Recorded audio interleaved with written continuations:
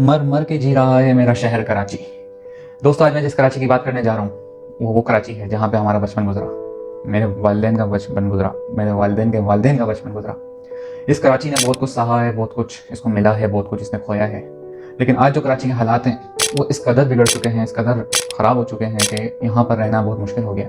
शायद जो मैं आज आप लोगों के साथ कुछ बातें शेयर करूँगा वो आप लोगों की भी दिल की आवाज़ हो और आप लोग भी उन्हीं चीज़ों से परेशान हो जिन चीज़ों से मैं परेशान हूँ। आज बहुत सी ऐसी बातें हैं जो हम लोग सह रहे होते हैं, गुजर रही होती है हम पे, लेकिन हम किसी के साथ शेयर नहीं करते क्योंकि वो हमें ऐसा लगता है कि अभी हमारी लाइफ का हिस्सा बन चुकी हैं।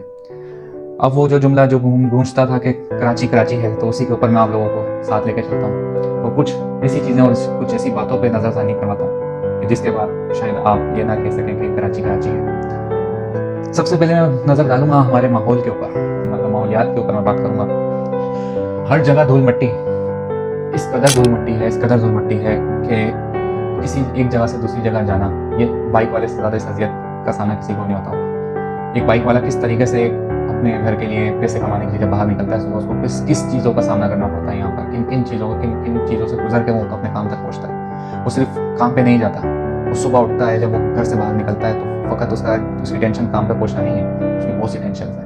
उसकी टेंशन इस कदर बाइक रास्ते ख़राब है, उसकी बाइक ख़राब ना हो जाए। इस कदर रास्ते इतने ख़राब हो चुके हैं, रोड इतने ख़राब हो चुके हैं जिनका कोई पुरसाने हाल नहीं है, पूछने वाला हाल नहीं। कराची का ये हाल है कि जो सड़क यहाँ पे बनना शुरू होती है उसको 5 से 7 साल लग जाते हैं। यह हमारा अपने आंखों देखा हाल है। और अगर हम अपने माँ बाप से अगर पिछले हालात पूछें तो वो भी कुछ इससे ज़्यादा अच्छे नहीं थे। तो अब जो हालात है उसके अंदर इस कदर कराची का यह रोडों का हाल हो चुका है कि आप अगर एक जगह से दूसरी जगह जा रहे हैं तो आप फ़कत 1 घंटे के अंदर इतना थक जाएंगे ड्राइव करके सिर्फ बाइक कि आपकी हिम्मत नहीं होगी आप दूसरी जगह जा सकें। लेकिन कराची कराची है। अब आगे बढ़ते हैं, बात हो गई खड्डे की, धूल मिट्टी की, थोड़ा सा और आगे निकलते हैं। आप ज़रा इस शहर के अंदर साफ कपड़े पहन के तो निकलिए, आपको लग पता जाएगा जब आपके सामने एक गटर खुला होगा मेन शाहरा के ऊपर, कि जहाँ पे आप बोलेंगे ये तो मेरे को कराची की मेन शाहरा है, लेकिन वहाँ पे जो गटर खुला होगा जब आप वहाँ से गुजरेंगे तो आपके ऊपर जो छींटे उड़ के आपके मुंह तक आएंगी उसका जो आपको जायका फील होगा क्योंकि कराची कराची है। अब ये कराची आप यहाँ से भी निकल गए, आप थोड़ा सा आगे जाएंगे तो जो सामने वाला बाइक वाला जा रहा होगा जो आप पे छींटे उड़ाता हुआ जाएगा, उसके बाद जो आपको लुत्फ आएगा उसका कोई नेमुल बदल नहीं।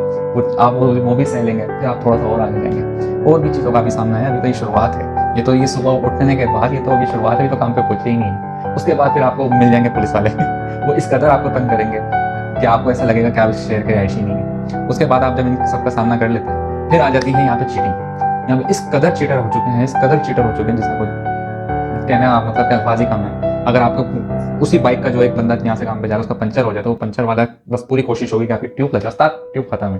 तो कराची है, फिर यहाँ पे हम लोग वो बंदा फिर ट्यूब भी दिलवाता है और फिर वो अपनी मंजिल मकसूद पे पहुँचता है।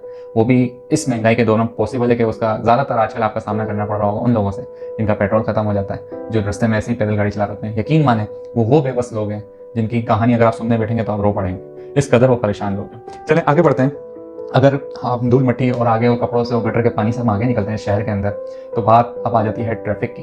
ट्रैफिक इस कदर ख़राब हो चुकी है कि हर आने वाला, हर आपके करीब गुजरने वाला वो ऐसा जाएगा जिसना बस उसको एक बहुत मंजिल मकसूद पे इतनी जल्दी पहुंचना है, जैसे इस कदर उसको जल्दी है कि बस वहाँ ना पहुंचा तो उसका बहुत इंपॉर्टेंट काम छूट जाएगा। हालांकि उसको जाके घर पे सिवाय टिकटॉक के कुछ नहीं देखना होता। ये तो सबको हकीकत पता है कि कराची की कराची कराची है। अब बात सिर्फ यहाँ नहीं थी जब आप काम वाम से तो ये तो चले जाने की और आने की झंझटें थी। अब बढ़ते हैं उससे आगे, जिसको देख के मेरा दिल और मेरा खून खुलता है, मैं भी शेयर करना चाहता हूँ और आपसे पूछना चाहता हूँ। कमेंट्स में ज़रूर बताइएगा कि सिर्फ इससे मेरा खून खुलता है या आपका भी, एक पाकिस्तानी और एक कराची का शहरी होने से आपका भी खून खुलता है। क्या आप जब शाम में आउटिंग के लिए थोड़ा बहुत निकलते हैं, आप भी अपनी आंखों से देखते होंगे कि एक दुकानदार जिसने 10 फीट उसकी दुकान फुटपाथ से पीछे होती है और वो जब कुर्सी लगा के बैठा होता है तो 10 फीट आगे तक कुर्सी लगाता है और फिर वो 10 फीट कुर्सी आगे लगा के उसके आगे फिर बाइकें खड़ी करवाता है। बाइकें खड़ी करवाने के बाद आगे फ्रूट के ठेले होते हैं, फ्रूट के ठेले होने के बाद एक छोटी सी सड़क आपको निकलने के लिए दी जाती है, जिसकी वजह से बहुत लंबी ट्रैफिक की कतार होती है। लेकिन जब आप उसमें मेन पॉइंट में जब आपको पता चलता है कि फ़कत इसकी वजह से, और वो बंदा इतनी बेहिसी से खड़ा होता है जिसकी कोई हद नहीं है, उसके लिए सब कुछ नॉर्मल है, उसके लिए कुछ भी ऐसा, क्योंकि वो इस चीज़ का आदी हो चुका है। और वही नहीं,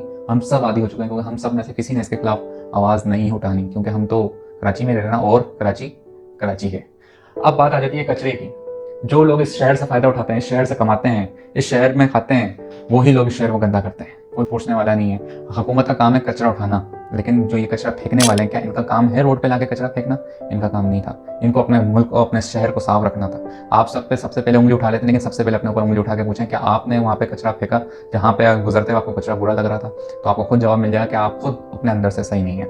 अब बात कचरे से निकल कर मैं थोड़ी सी और आगे बढ़ा दूँ तो फिर जो बचा कुचा रास्ता है वो हमारे चिंची वाले साहिबान जो PIA की तरह चिंचियाँ चला रहे होते हैं, जिनको किसी की जान की परवाह नहीं होती, जिनको पता ही नहीं है कि कहाँ से क्या निकालना है, कहाँ से कैसे निकलेगा, कितनी स्पेस होनी चाहिए, क्या ड्राइविंग है, कुछ उनको असूलों का नहीं पता। लेकिन उनकी बादशाही माशाल्लाह सुभान अल्लाह, क्योंकि कराची है ना, तो यहाँ पे सबको आज़ादी है, जो दिल चाहे जैसा दिल चाहे वो आके यहाँ पे कुछ भी कर सकता है। बस बहुत से गम हैं, बहुत से दुख हैं, और फिर जब सब कुछ सहने के बावजूद जब हम लोग यहाँ रहने की ठान लेते हैं कि नहीं है मेरा शहर कराची है, मैं इसको छोड़ नहीं सकता, जब ये सब घुटन से गुजरने के बाद हमारी ज़िंदगी बचती है, उस ज़िंदगी के अंदर सिर्फ हमारे पास रह जाता है हमारा एक सुकून का घर। जब वहाँ आते हैं तो लाइट चली जाती है। अब कराची में जब आप वापस घर में आते हैं, शायद ये तो खैर पूरे पाकिस्तान में है लोड शेडिंग का, लेकिन कराची वालों का मामला ये है कि जब लोड शेडिंग होती है और वो इस मामला को फेस करते हुए जब वो घर से बाहर निकलते हैं कि थोड़ा सा सुकून ले लें, सुकून की सांस ले लें, तो उसके पीछे 2 मामला छिड़ जाते हैं। पहला मामला जो अब इतना संगीन हो गया है कि जो पहले सुनाने में आती थी वो अब आंखों देखा हाल है कि अब बच्चा हुआ होना शुरू है, और बच्चा हुआ होना ऐसे शुरू है कि मैंने खुद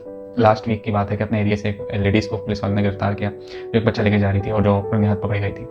तो पहले तो कभी कभार इस बातें सुनी जाती थी, लेकिन अब कराची में नॉर्मल सी बात होती जा रही है।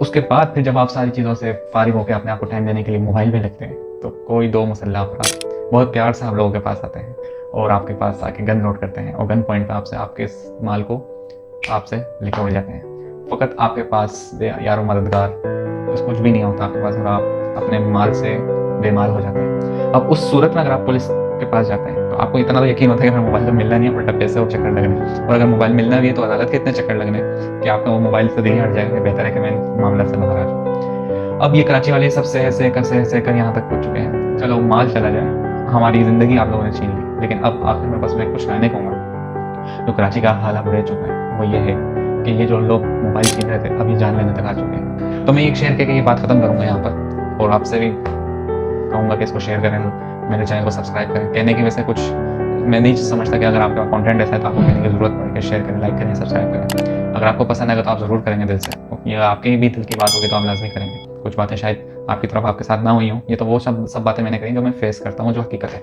तो अब मैं बात को ख़त्म करूँगा और एक शेर के साथ, और वो ये है कि रोज़ बुझ रहा है किसी न किसी घर का चिराग, माल तो माल यहाँ पे अब जान पर बनी आई है। बहुत शुक्रिया।